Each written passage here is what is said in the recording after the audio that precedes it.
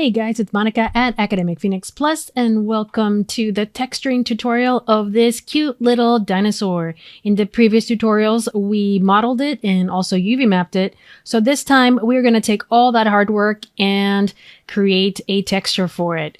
Also, I'm going to show you a little bit of XGen to really put it all together and render, of course. If you're new to this channel, I post 3D tutorials on a weekly basis.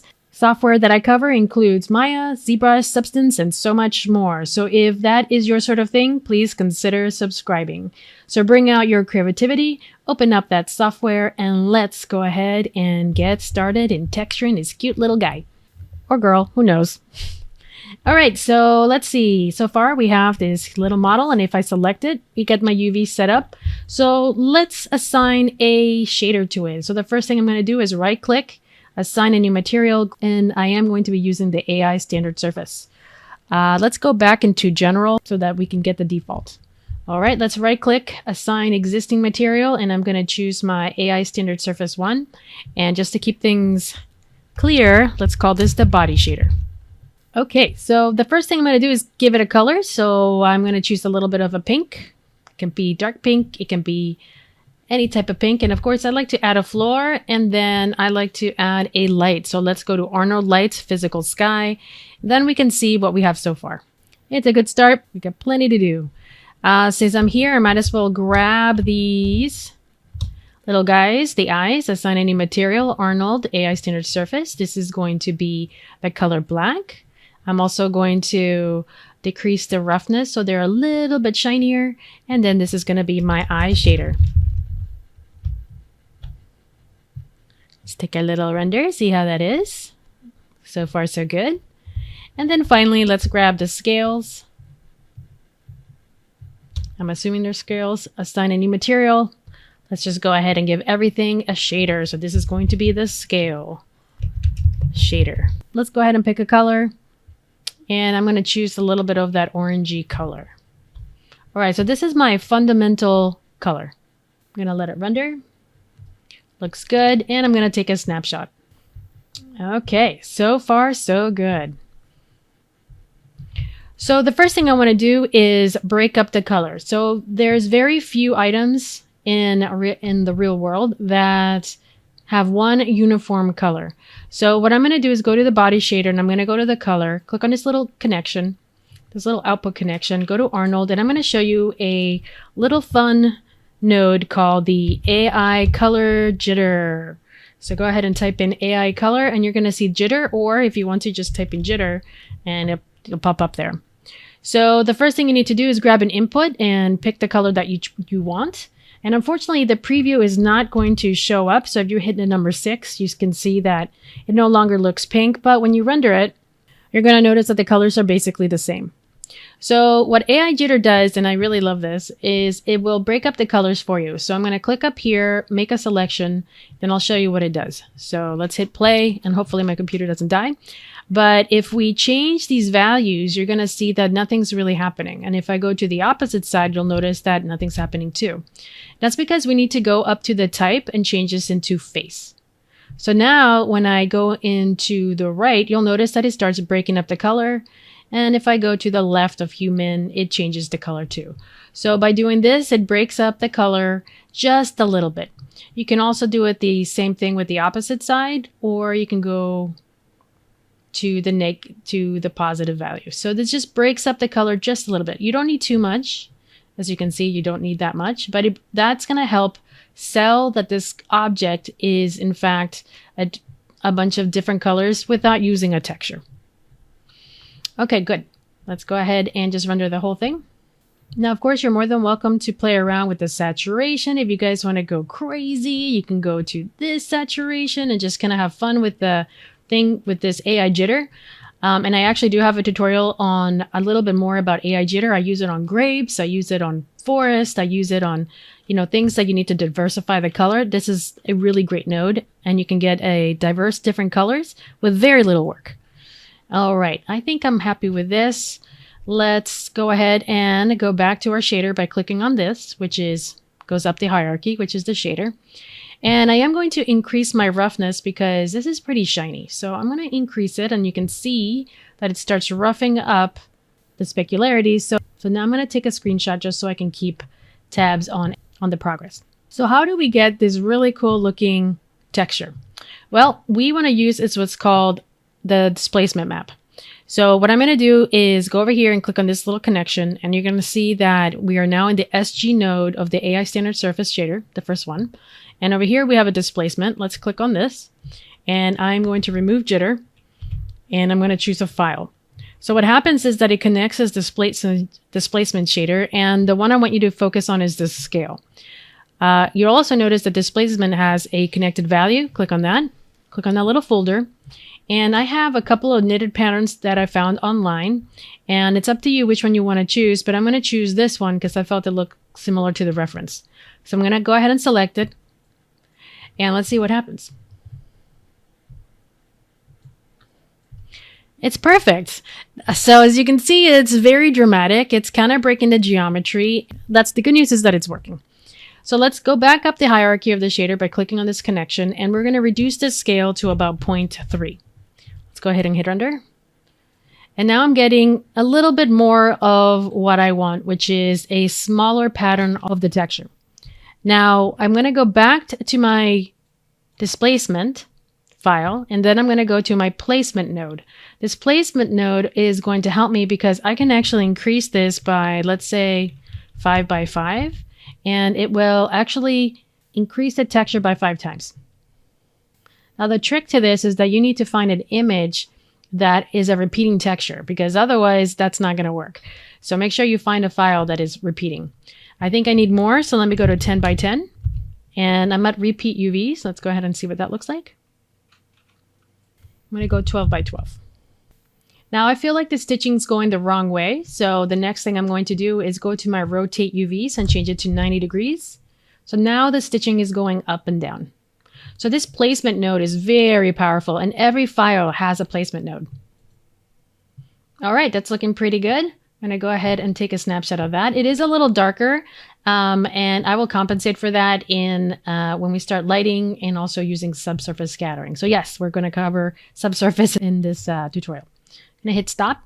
Okay, so I want this to be a little bit nicer quality. So I'm going to go back, again, going up the hierarchy. And if I select the model, and I'm in the shape node now, I'm going to scroll down until I see Arnold. Open that up. Keep going down until you see subdivision. And what I'm going to choose is Cat Clark and increase my iterations to 3. This is going to make it look like my geometry is higher quality. So therefore, I'm going to get stronger details on my displacement. Now it does affect it. It starts looking like little spikes, and that's okay. So what I can do is scroll down, open up displacement attributes, and change the height. So let's say around 0.3. I'm going to go ahead and take a snapshot, press stop, and take a look at the difference. So the quality of this is significantly better. You can go a little hard, you can go a little stronger or less. It's up to you. I'm going to keep it at that, and then of course I can tweak it later. All right, it's starting to look like a little dinosaur. Okay, the next part is going to be the scales. Now, what I could do is the exact same thing I did before, which is go to the displacement, and let me actually increase the roughness before I forget. I'll do around 0.5. And I could do the same thing, but instead what I'm going to do is actually let them share the same displacement texture. So that means that whatever I do to that file, it will automatically affect everything else. So to do that, we need to go into the hypershade. So let's go to the hypershade, which is this little teal circle with a white dot on it. This is our library of shaders. And you can see that I have a displacement node. This is the displacement node that's connected to the knit pattern. I have my body shader. I have my scale shader. So I'm going to select both of them. So I'm going to grab my scale shader, and then I'm going to right click on this and choose Graph Network, which is going to show me my SG node. And what I'm going to do is middle mouse and drag the displacement into here, which automatically connects file 1. So if I go here, you'll notice that they're sharing, oops, sorry, let me go back here. Go back one, you'll notice that they're sharing the same displacement shader. So whatever happens to this shader will impact the rest of them. So it's kind of nice because I can actually go in and change the placement node, and it will impact everything. So automatically, which is wonderful. Let me go ahead and hit play. All right, it is coming along. Again, if you want more detail on these, you have to kind of do this for all of them. You can grab the shape. You can change this to Cat Clark. You can do this and then change this to 2.3. And then you can see the effect.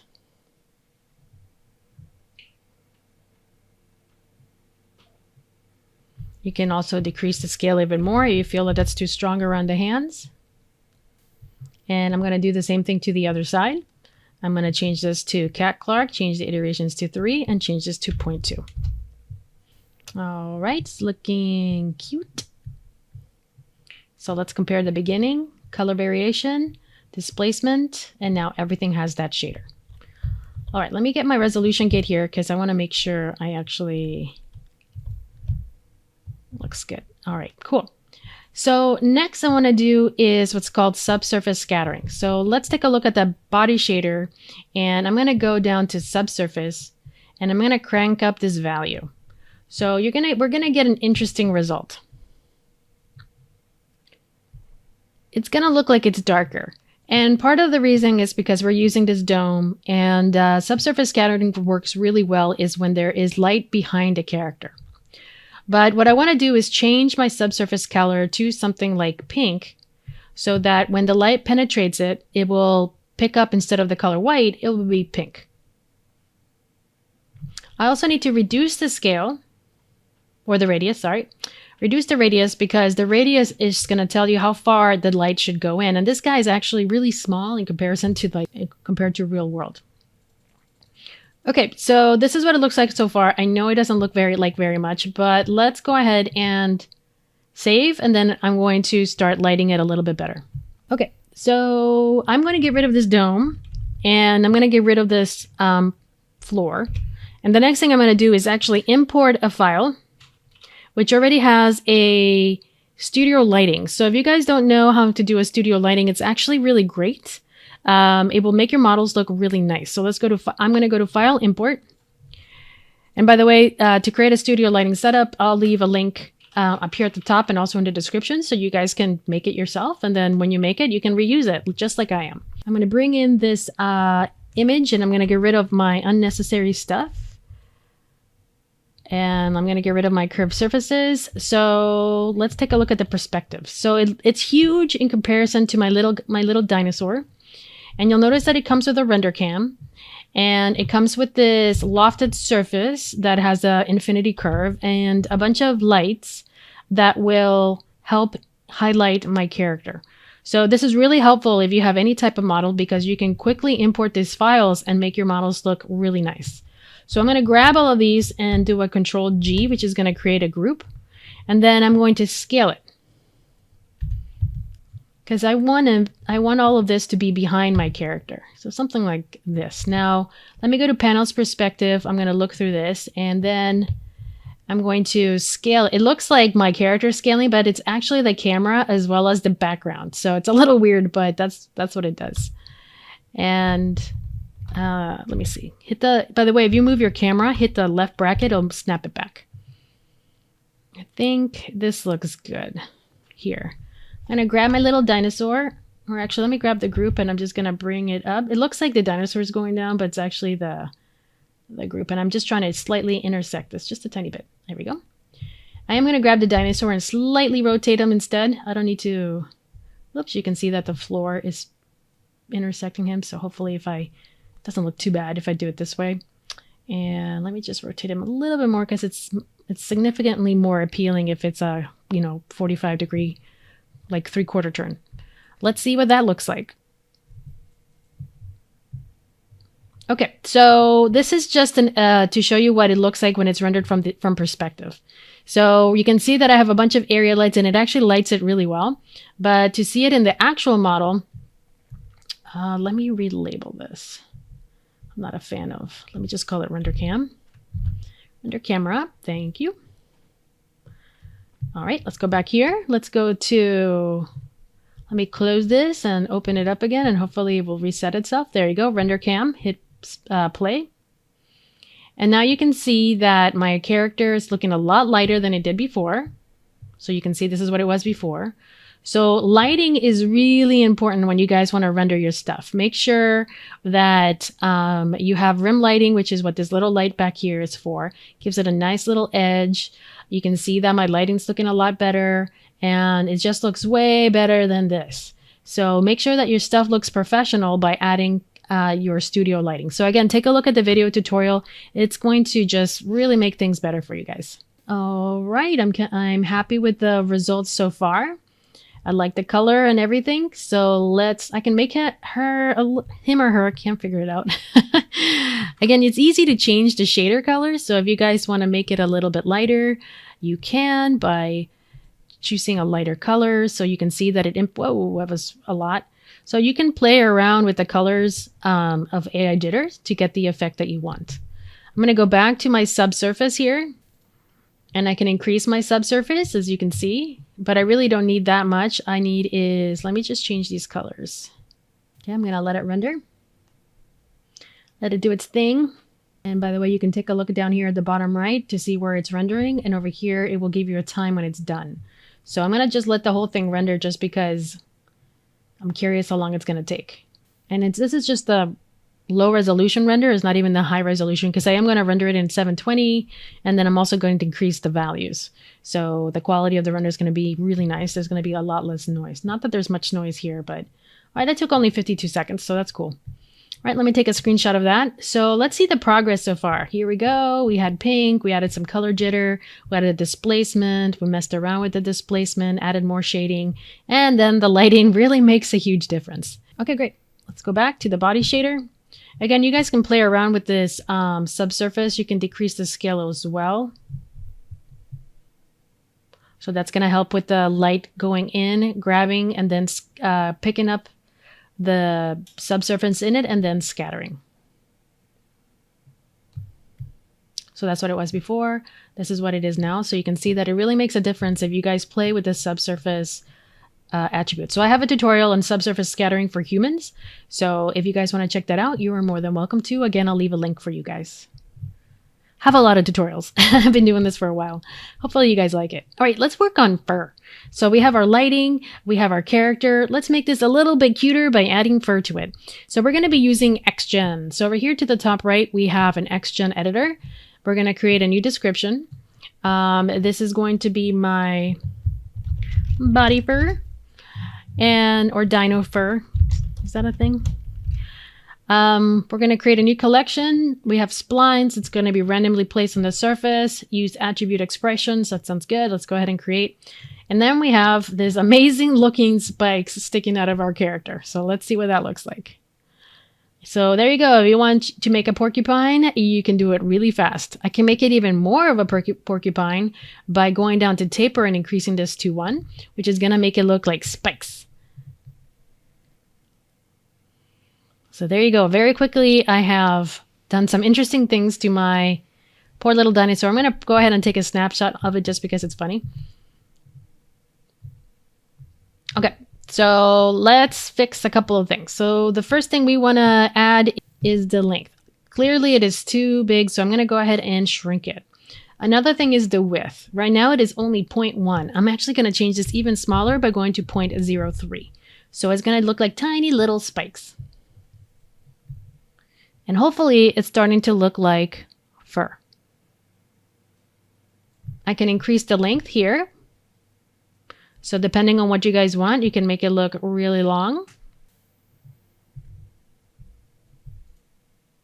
But obviously that's not where I'm going for. So let's go ahead and do a 0.3. And the nice thing is that we do get a nice little preview here. So if I want to increase the length, we get a nice preview. So I don't want it to be too long. My width is looking pretty good. And the big one is the color. So right now it is the color of brown. And to find the shader, we need to go into the Hypershade. So again, the Hypershade is our library of stuff.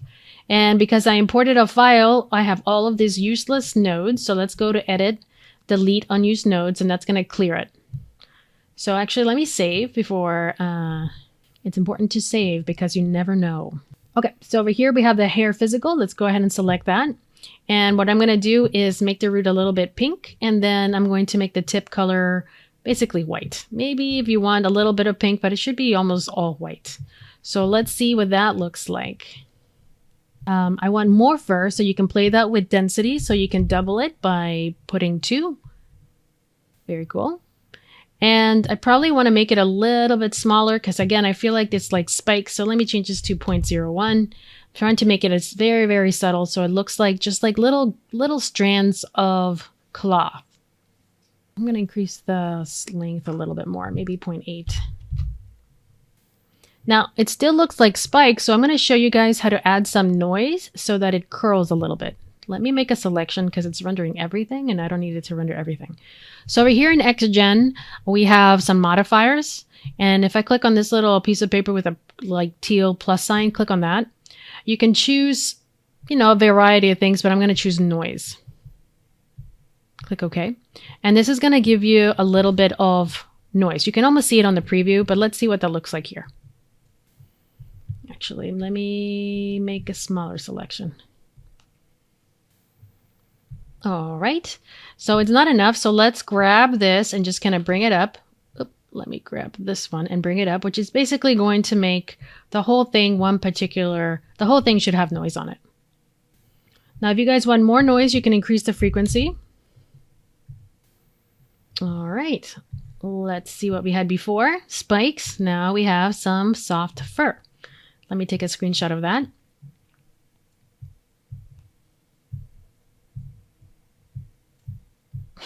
It's funny. Now, finally, you can see that even though we have all of this fur, all of the fur is very even. So what we want to do is diversify the length of the fur.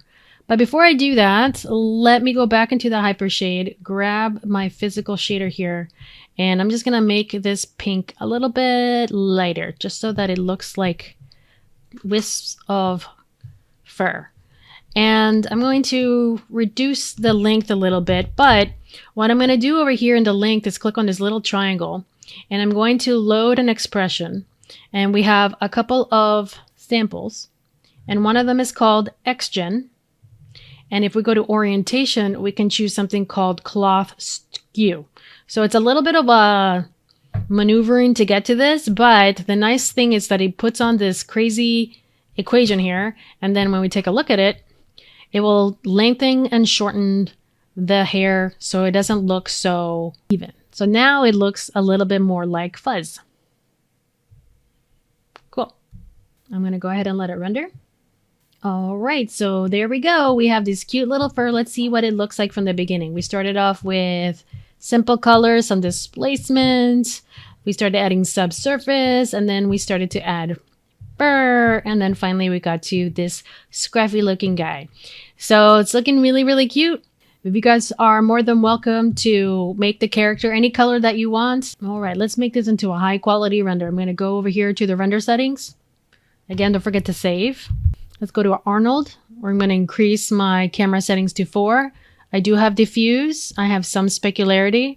I do not have transmission, but I do have subsurface. So let's make sure we increase that. If you want, you can also turn on adaptive sampling, and I'm just going to reduce it to about 7. It's going to bounce between 4 and 7, which is going to take a longer render time, but it's still going to be really pretty. And I think that's pretty good. Let's go ahead and... Oops, one last thing before I forget. Let's go to comment tab. Let's change this to HD 720. And then what I'm going to do next is just let it render. So Arnold render, but you guys don't have to wait for that. I am going to just let it run. For me, it's going to be longer, but for you, it's just a fraction of a second. So I will be right back. There it is. It only took 6 minutes and 23 seconds, which actually is not that bad because it's got fur and it's got subsurface. And so I'm actually really impressed. But hopefully you guys found this helpful. I know I enjoyed creating this little toy, starting from model, UV mapping, texturing, and then of course fur, and then rendering. And if you guys are following along, now you have a piece for your portfolios. If you guys did follow along, I would love to see it. Please tag me in your social media. I am in TikTok, Twitter, Instagram, Facebook. So please tag me. That would be amazing. And please like and subscribe. If you found this video helpful, please like and subscribe because that is your message to me, letting me know that you like these type of videos and you want to see more. Also, let me know in the comments if you want me to rig this little guy. I can actually make him dance. So if that's something of interest, let me know by leaving a comment below. For free assets and free 3D models, take a look at academicphoenixplus.com, where I have trainings and a bunch of other free stuff just for you. So take a look at academicphoenixplus.com. Again, thank you so much for watching. I really appreciate you spending the time with me. Hopefully you guys enjoyed it, learned something, and keep creating. We are very lucky to be able to, we can basically create anything in Autodesk Maya. It's a very powerful software, so I'm thrilled to be able to share my skills with you. So keep creating, and I will see you next time.